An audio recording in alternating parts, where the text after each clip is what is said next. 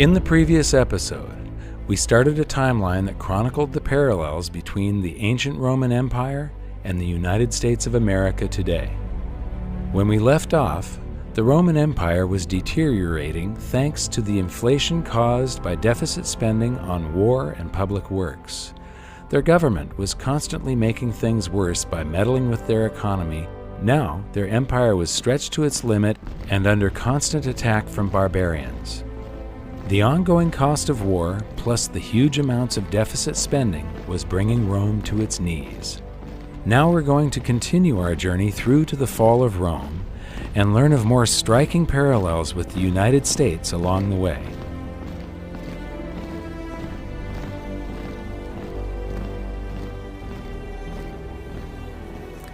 The Romans were the first culture to have social programs.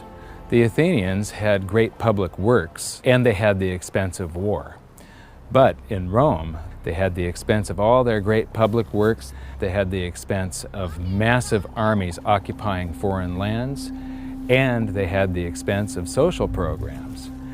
During the end of the Roman Empire, Rome's population was approximately 1 million people, and 200,000 of them, 20%, were receiving daily distributions of wheat. That's welfare.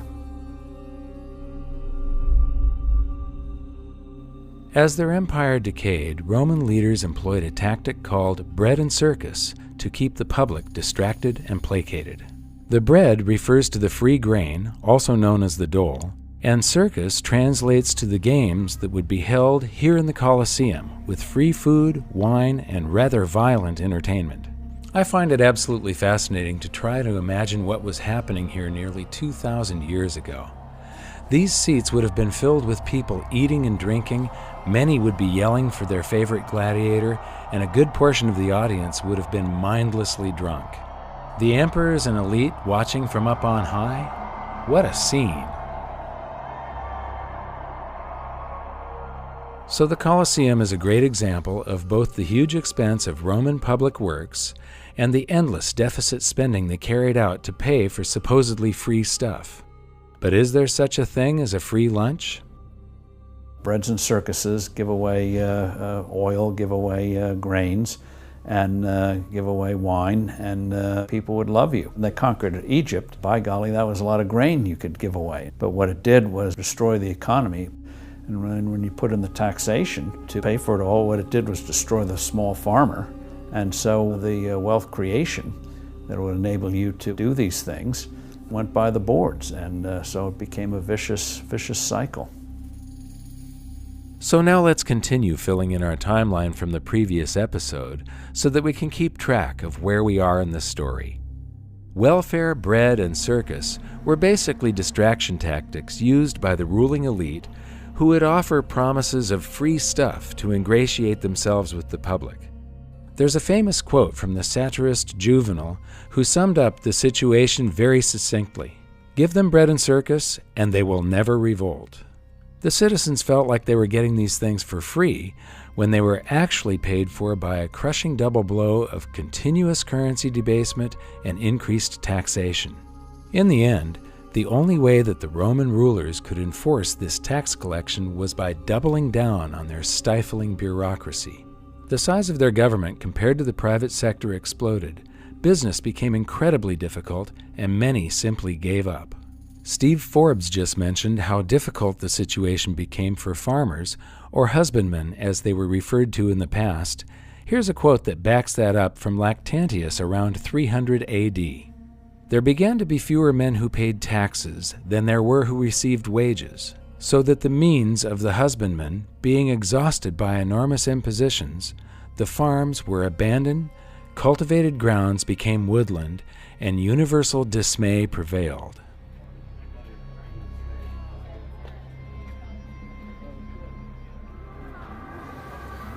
All of these tourists go through the Colosseum here, all amazed at the ruins of a great civilization, and I have to ask myself, are they asking themselves, what happened to these people?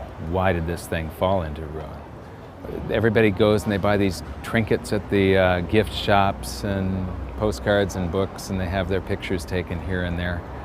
I don't think any of them are thinking about the fact that most countries on the planet are doing exactly the same thing today.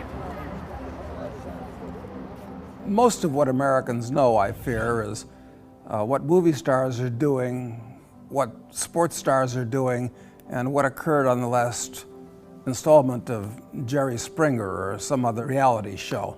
And the food stamps are not even food stamps anymore. They give you a credit card that you can buy your food with, so that you look like you can actually afford to eat as opposed to living off the dole. It's very similar. People's relationship to money in a country like America, the biggest economy in the world, is based entirely on the benefits they get from consuming and consumerism. And right now, you have an era of popularization of drugs that are being used, like Prozac and other drugs, that people are taking massive quantities of while they're consuming popular culture for instant gratification. So you have instant gratification enhanced by drugs with a consumer culture with easy credit. So people are literally high all day long. They're consuming, they're on drugs, they've got cheap sugar, they've got cheap high fructose corn syrup in America thanks to those massive government subsidies. So they're basically spinning their tits 24/7, 365. Now, as soon as that value proposition changes, and you're not getting high as easily as you did yesterday, the cost of getting blitzed out of your skull on cheap drugs, cheap sugar, and cheap entertainment tips to an actual cost where you've got to actually put in a day's labor, then you're going to see social unrest. Then you're going to see real change, because those people suddenly are going to be facing reality without the benefit of being on drugs.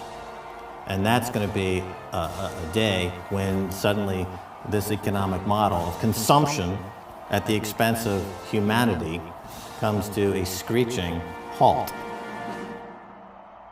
So the ancient Romans had welfare, bread, and circus. Today, the USA has welfare and mass distraction. We've had the Colosseum-like venues for our games and theater for a long time, and now we also have people filling these Colosseums to watch digital gladiators battle each other in virtual esports events. These sporting and electronic spectacles, along with mindless entertainment like talk shows, are piped directly into our homes on TV, or now even to the cell phones in our pockets. We have the same politicians who constantly make impossible promises of free stuff, and a good portion of the population are hypnotized into believing them thanks to our modern version of bread and circus. Just like in ancient Rome, the USA has increased taxation in an attempt to pay for all of the so-called free stuff. And not surprisingly, we are now also burdened with a stifling bureaucracy in order to enforce the ridiculous amount of rules, taxes, and regulations. The size and scope of government has gone past anything that the founders of our country could have imagined in their worst nightmares, and now we face the same problem as ancient Rome. There are now fewer and fewer productive individuals and businesses left to fund the buffoonery of government. Remember, governments cannot create prosperity, they can only consume it.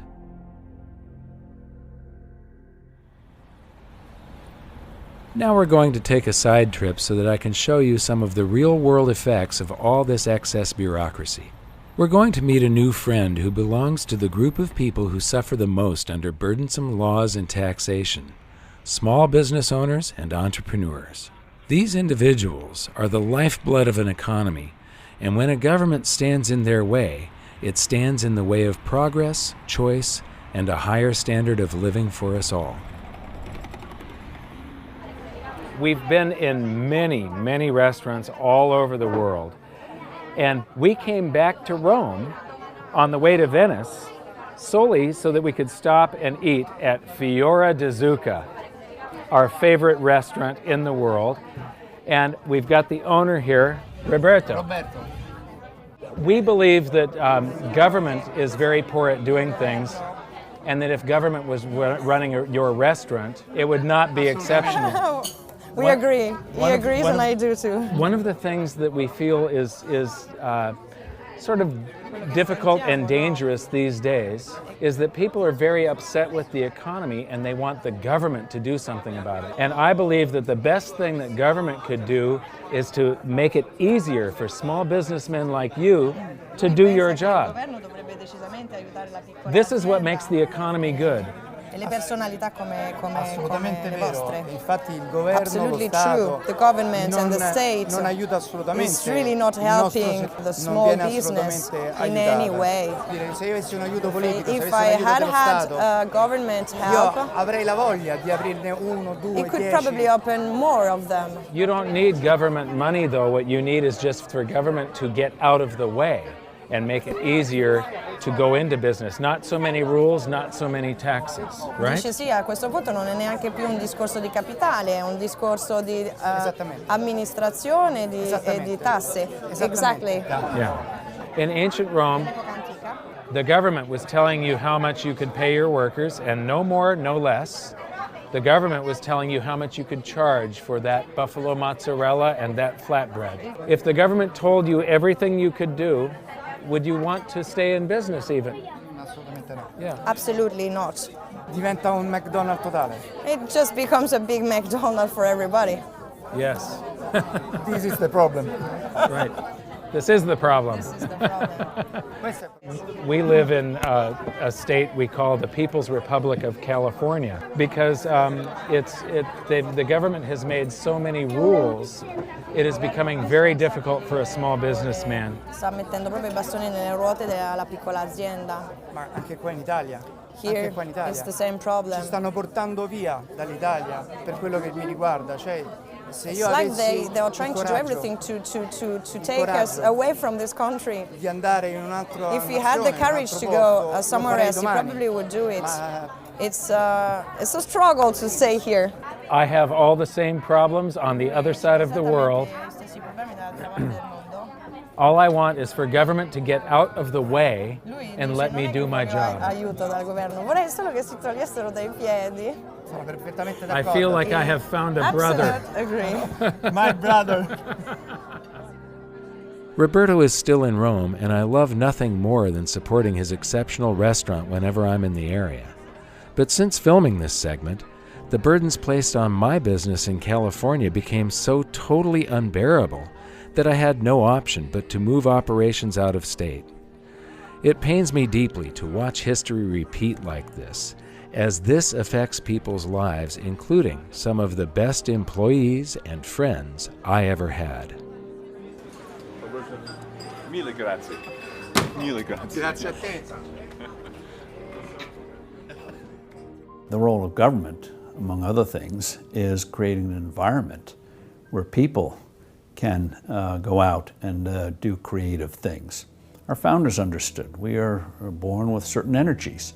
The question is, are those energies going to be directed in a positive way or a destructive way? You know, there are two ways you can get ahead. One is to steal it from your neighbor, and the other is to go out and provide a product or service that somebody else wants, create something that hadn't existed before out of your mind. You take the risk and you do it, and we all benefit from it. And that's why it's so important to have that proper environment. And what makes up that environment? Well, you don't have to be a PhD. In fact, it'll probably get in your way.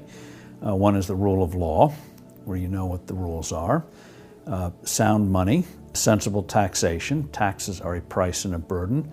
And if you lower that burden, people are able to focus and do more real things, making it easy to set up a legitimate business. Just basic rules, and people will do amazing things. Amazing amount of creativity can be released. But beware of government saying we're here to help you. Usually they end up harming us all. Government benefits, but not the rest of us. One of the things I've noticed is we keep on putting people in charge that not only don't know anything about monetary history, but they don't know the fundamental economics that a normal businessman would know. Any businessman owner, or just somebody that is able to control their own finances at home. What they hire are people that, they're quants that have theories in their head. They've got some book knowledge, but they've never actually hired a person. They've never made the books balance or had to go out and make sure that there's more profit coming in this month than expenses so that they don't go out of business. That's exactly right. It's exactly right. It's this fascination, this love affair that the world has with academic economists in the last 20 years. You know, I think you'll find, like everything else, it goes full circle. At some point in the next 20 years, we'll have central banks staffed exclusively by successful business people who've been brought in to fix the mess that bureaucrats and academics have fostered upon us. Actually, I think an even better future would be a world without central banks, where the free market is left alone to decide what money is. You may say I'm a dreamer, but I'm not the only one. Anyway, back to the story. Let's look at the last 2 entries on our timeline for both ancient Rome and the USA and see if we can use them to predict what comes next. If you have more currency flowing into the government in the form of taxes, and then multiply that by more bureaucrats, what does that equal? If you guessed the corruption of the political process, you'd be spot on. In ancient Rome, one of the fastest ways to accumulate personal wealth was to hold office and bestow favors on individuals or businesses in return for gifts. In other words, bribery. In the modern USA, I hate to say it, but not a lot has changed. Cronyism is now the norm in Washington. This is where industries and individuals can basically buy a politician to vote a certain way. In some cases, we've seen their influence extend to the highest levels, where outsiders are writing the legislation and having their cronies introduce it. We've also seen the advent of revolving door politics, where politicians may not take cash directly as bribes, but as soon as they've fulfilled their purpose in politics, they walk out the door of public disservice and into highly paid positions in the private sector. How convenient. So, when we take a look at our timeline, the parallels are really starting to stack up. Our political and monetary experiments never seem to end, and I know I'm not the only one who feels like we are accelerating towards something really big. Now I'd like to introduce you to my friend Chris Martenson. He has an absolutely wonderful series called The Crash Course that I highly recommend that you watch. Chris is a scientist and entrepreneur who does an excellent job of clarifying complex systems and scenarios. So I wanted to get his take on why it feels like we're speeding toward the edge of a cliff. Tell me about exponential growth, because this was one of the pieces in your series that I was blown away by. You know, it's there's this famous quote by Keynes that not one man in a million understands inflation. The inflation process is very important. I think it's one man in a billion that probably understands what exponential growth is, and it's one of the most important things that we could get our arms around. And the reason it's so difficult to talk about is because we're humans, and we're not wired for exponential growth. We think in linear form. So if something goes from 1 to 2 to 3 to 4, people get a sense of that. We know how that works. But when something goes from 1 to 2 to 4 to 8 to 16 to 32 and just mushrooms off, well, it's much harder to understand it, and we're surrounded by exponential growth. It's in our economy, it's in our monetary numbers, it's in our debt numbers, it's in environmental statistics, it's in how rapidly we're depleting things in an inverse exponential decay, it's in everywhere we're surrounded by. So understanding is really critical. So I have a couple examples to help people understand what exponential growth is and why it's so hard. So if I had 2 erasers, and I said, all right, I'm going to give you $100 based on how evenly you can bring these 2 erasers together, nice even speed, you'll do a great job at that, right? You'll win $100 from me every single time. But now let's replace them 2 big heavy magnets, neodymium magnets, maybe from a Tesla coil, something really awesome. And you'll do what everybody does. All of a sudden they'll snap together, right? And it's because these magnets are pulling together with exponential force. And even though you might be physically capable of controlling that, your mind and your muscles and your neurons won't be able to wire that up. I'll give you 100 shots and it'll still be doing this because we just aren't wired for that. Another exponential example that really helps bring this home. Do you have a park, like a favorite park that you wouldn't mind see getting ruined? How about, I think they're going to decommission Candlestick Park Candlestick. in San Francisco. Perfect. Area. All right, let's use that as an example. So here's the thought experiment. Imagine I have a magic eyedropper, and it's magic because the drop of water that comes out of this eyedropper will double every minute. So after 1 minute, you get 2 drops, and after 2 minutes, you get 4 drops, and after 6 minutes, you can fill the thimble up, right? All right, so let's do 2 things. We're going to make this part watertight. and I'm going to handcuff you to the highest row of bleacher seats. And let's start this tomorrow, 12 o'clock. You're handcuffed up in this highest row of bleacher seats, and I go down right into the center of the field, and I put one of these magic drops down. Now, here's the question. How long do you have to escape from your handcuffs, knowing that this park is going to fill up with water? Okay, one drop, and it's got to fill the entire park. How about a day? A day. Good, that's close. What if I told you the answer is 50 minutes? Well, you can think 51 minutes, if you want to get rid of the skepticism, right? Mm-hmm. So that's amazing, right? Just 50 or 51 minutes, and it's all over. The whole park is full. That's not the important question. Here's the important question. At what time is this park still 97% empty space? It's not filled with water. And do you realize the seriousness of your predicament? Well, I know it would be half full 1 minute before my predicament. So, I don't know, 10 minutes? It's 5 minutes. 5 minutes, okay. So if we go back just 5 minutes in time, there's a little bit of water in the infield. And then 5 more minutes and it's over. And so when I look at this, I look across the world and I think, okay, from all of human history until 1960 to put the first 3 billion people on the planet, and then just 40 years to put the next 3 billion people on the planet. And this is important because the Earth is our stadium, and we're living through one of the most extraordinary periods of human history. Not just American history, not just in our personal lifetime history, but human history, because you and I will be alive during a time when human population will have fully tripled from roughly 3 billion to 9 billion if we live to ripe old ages. It's extraordinary. It's putting pressure on everything, and that exponential human growth is putting the curve on all those charts we just talked about. How fast we're depleting oil, how much food we have to grow, airline miles traveled, loss of tuna from the oceans, how much money has to be created. All of that is being driven by this exponential process. And so something I really like to be able to communicate to people is that exponential processes speed up at the end. So if anybody watching this has the sense that maybe things are going faster and it's harder to keep up with events, and wait, what's happening in Europe, it seems to be crumbling fairly quickly, that's because we have all these exponential processes converging on this one moment in time, and yes, things really are speeding up here and now. The system they have is failing. It's falling apart. Keynesianism won't work. To me, we're in the beginning stages of what happened to the Soviet system. We may be like at 1987 in the Soviet system, where 2 years later, 4 years later, it was gone.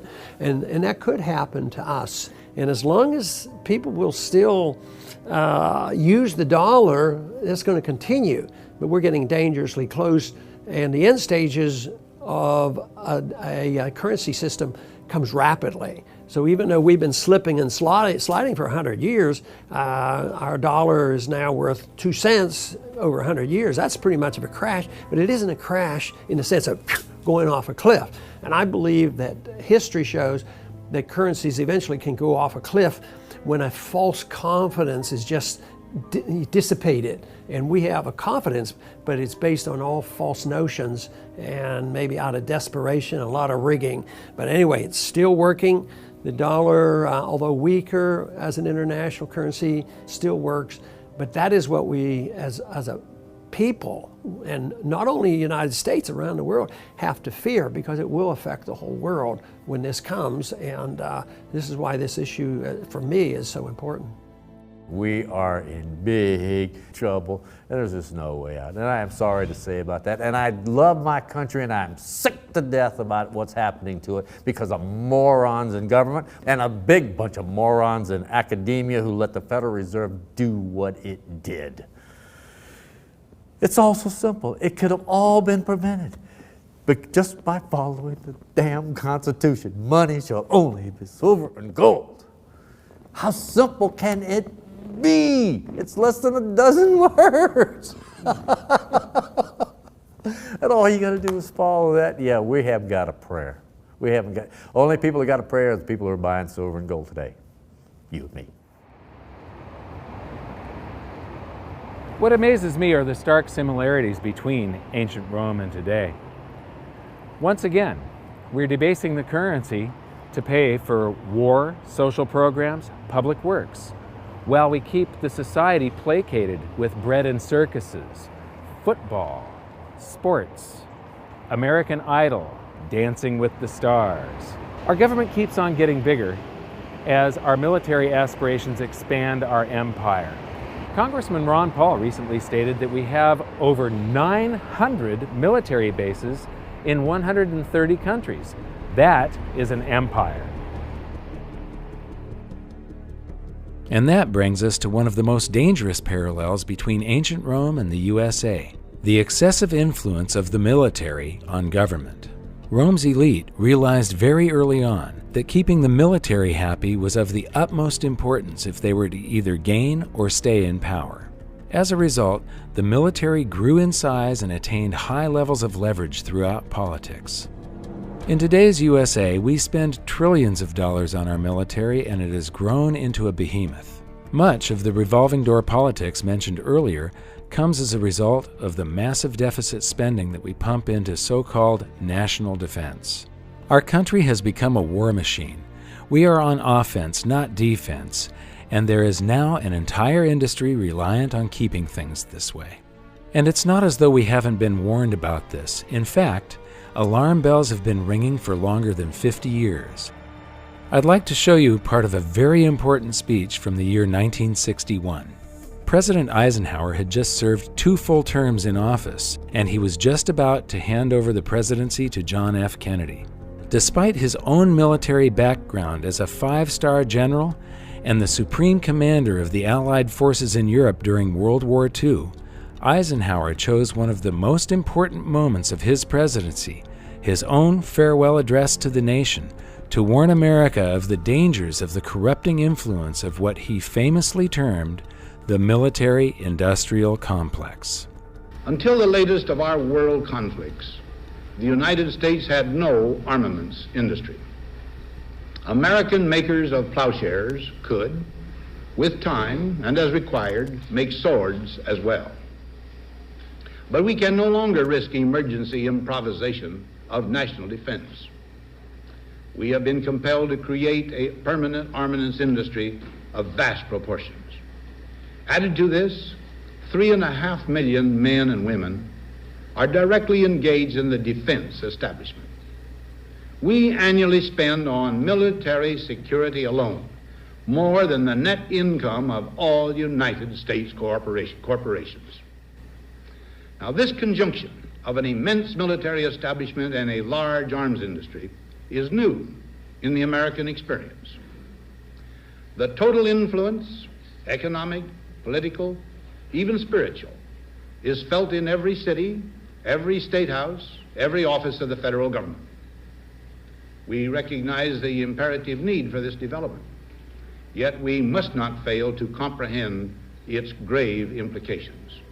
In the councils of government, we must guard against the acquisition of unwarranted influence, whether sought or unsought, by the military-industrial complex. The potential for the disastrous rise of misplaced power exists. I am an American, Mike, and there's a lot of criticism of our country and where it's been and where it's going, and I'm part of that group. I use a phrase picked up from Chalmers Johnson called sorrows of empire. And what he points out is that when you have what I call forever wars, and that seems to be what's happening since 9/11, wars in Afghanistan and Iraq and Libya, add in Yemen still today, on top of disruptions everywhere, these wars are expensive. We've never had the stand down of our armies. And at the same time, the extended powers of the government have taken away a lot of our personal freedoms. So publicly in the NSA revelations from Snowden, but we as people were built on a country with mild government. Restrictions on what the government can do were the constitutional sources. So you combine wars, personal freedom loss, and a control of us through the deceptions, and you've got a system that feeds on itself and we can't afford. $1.2 trillion if you add the spooks, the hidden parts, the veterans, the energy departments, nuclear operations for weapons all together, and a bit of interest on the debt. It's almost half our budget that we spend on this military. And that's not a good direction. I hope we could go to more peace and avoid the sorrows of empire that are too expensive. And when you spend $1.2 trillion on your military, the effects are destructive on your economy. In other words, the supposed spending for strengthening our country on military is destroying our economy. When we were in Rome, it was to see how a great society, a great empire, can completely collapse and fade into history because of deficit spending and currency debasement, because of all the things that the U.S. is doing today, because they were trying to fund these armies that are occupying foreign lands just like the U.S. is doing today, because they were trying to have bread and circuses, what we call guns and butter, while they were funding all of this war. And all the deficit spending and currency debasement to pay for it is one of the key factors in what brought Rome down. And this great civilization faded into history, and not only that, but they lost for a long time. The technologies were lost, all the knowledge and insight that they had, the standard of living. I mean, we were plunged into the Dark Ages. But there's another side of this story that is rarely heard or explained. To me, what you're about to learn is something that absolutely cements the importance of sound money and how it is foundational to a prosperous society. As Rome was struggling in the late 4th century, Emperor Flavius Theodosius divided the Roman Empire into two parts, each to be ruled by one of his own sons. The Western Roman Empire kept Rome as its capital. Economically, it was soon crippled beyond salvation by the repetition of the misguided monetary practices you've learned about in these episodes, and it's generally considered by historians to have fallen around the year 476 AD. While the Western Empire crumbled, the Eastern Empire flourished for a further 1,000 years. Its capital was Constantinople, known today as Istanbul. The Eastern Empire changed their official language to Greek, and even though their own people at the time referred to themselves as being part of the Roman Empire, today we know them by a different name, the Byzantine Empire. So why did the Western Roman Empire fall while the East flourished? I believe a major part of the answer is contained in two simple words: sound money. The Byzantine Empire based their monetary system on a coin originally minted on a small scale by our friend Emperor Diocletian. It was called the solitus. It weighed just 4.5 grams, or 1/7 of an ounce, and was made of pure gold.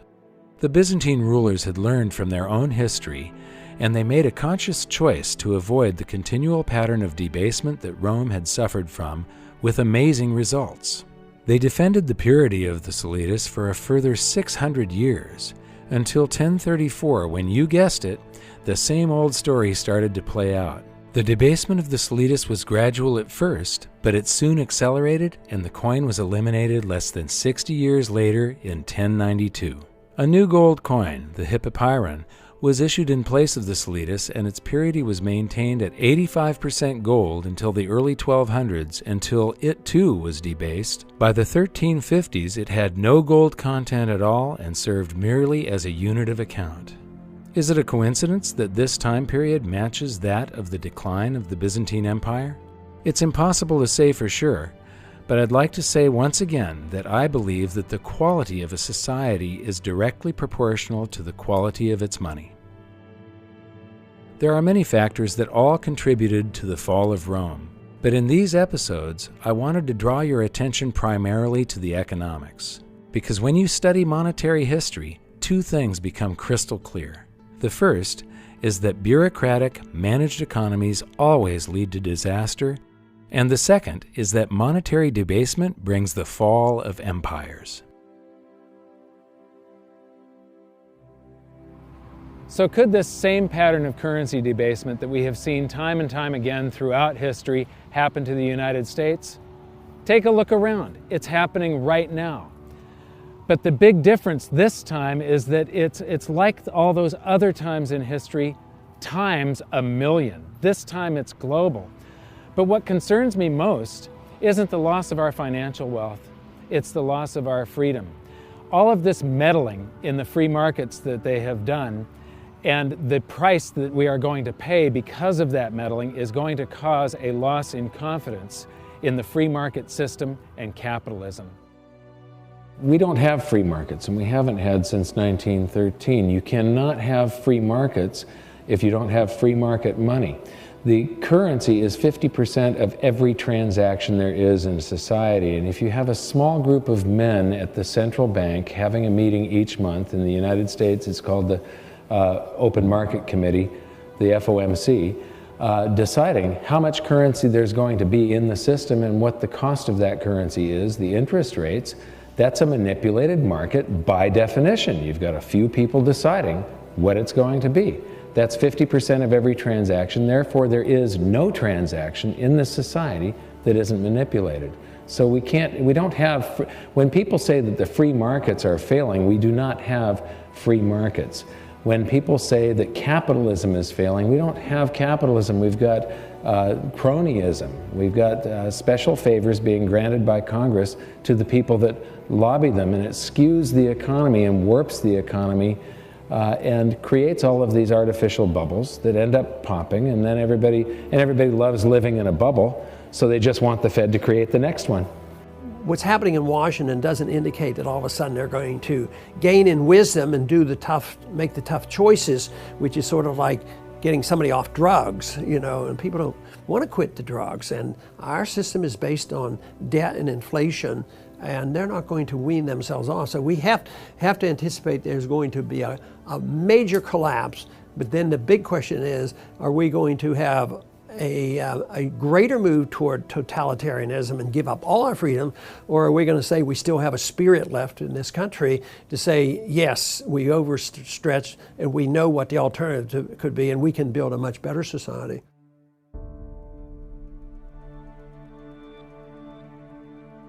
Milton Friedman, the great economist, once said, "When government, in pursuit of good intentions, tries to rearrange the economy, legislate morality, or help special interests, the cost comes at inefficiency, lack of innovation, and loss of freedom. Government should be a referee, not an active player. In the United States, government has gone way too far." It is proven, beyond a shadow of a doubt, time after time throughout history, that managed economies do not work. Free markets have always won, and they have always provided a higher standard of living. When people cry out for the government to do something about it, they're asking for the government to manage the economy. They are asking for the government to lower their standard of living. Ultimately, what you get is the USSR or Mao's China. That is what a managed economy brings you. It's time for you to take action. It's time for you to get educated on this, to find out more, and then to voice your opinion, to make yourself heard. If we want changes in the economy and changes in our monetary system, change in our foreign policy, the people have to speak out and decide that they want to change, and they have to make it very clear to the politicians that that's what they expect. And matter of fact, that's one area where I tend to be more optimistic, because I think the people are learning with the work that you've done and others. They're learning something about monetary policy. But the most important thing is that people understand the nature of freedom and the role of government, and money being a major part of all that.